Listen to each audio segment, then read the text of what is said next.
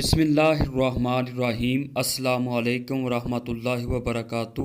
ناظرین گرامی، آئیے تاریخی اہمیت کا ایک حامل کردار ملکہ زنوبیہ کے بارے میں مختصر ذکر سنتے ہیں، جس نے سلطنت روم کے کئی ٹکڑے کر دیے۔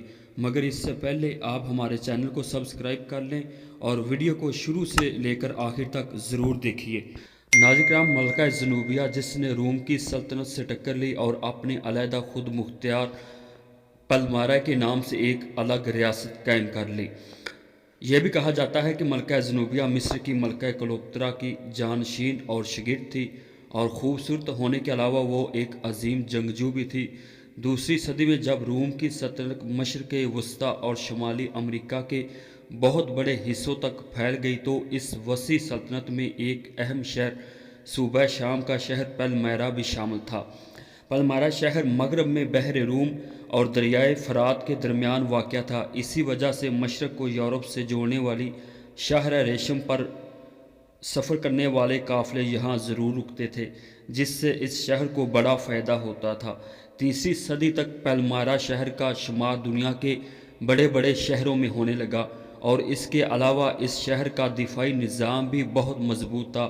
پلمیرا کی طاقت اتنی زیادہ بڑھ چکی تھی کہ 268 عیسوی میں رومی سلطنت جب بحران کا شکار ہوئی تو ملکہ زنوبیہ نے اپنی علیحدہ سلطنت قائم کر لی۔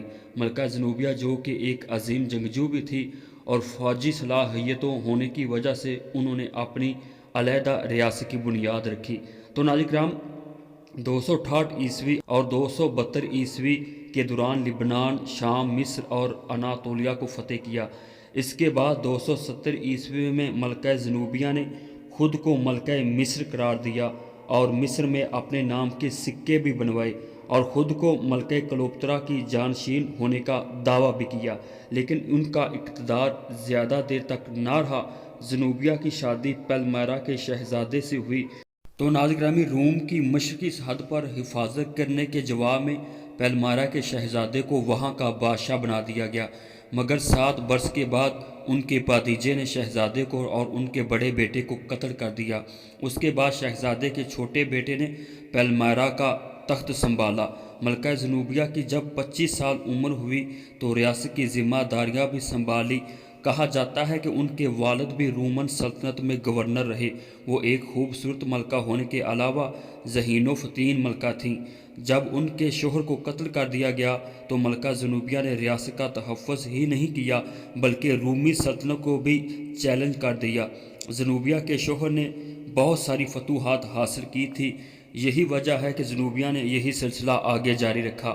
ان کی فوجی حکمت عملی زبردست تھی کہ انہوں نے فارس کی سلطنت کو دور رکھا بلکہ روم کی سلطنت کے کئی علاقے فتح کر لیے۔ تو ناظرین کرام، جب روم کی ریاست بحران کا شکار ہوئی تو ملکہ زنوبیہ نے رومن بادشاہ کلاڈیس دوم کے حالات کا فائدہ اٹھایا، جسے تخت پر بیٹھتے ہی غول قبیلہ جرمن المانی قبیلے سے خطرہ تھا۔ مورخین لکھتے ہیں کہ جب روم پر قبضہ ہوا، ادھر ملکہ زنوبیہ نے 269 عیسوی میں مصر کو فتح کیا اور خود کو مصر کی ملکہ قرار دیا۔ یوں ہی اس نے اپنی سلطنت کی سرحدوں کو دریائے نیل سے دریائے فرات تک پھیلا دیا۔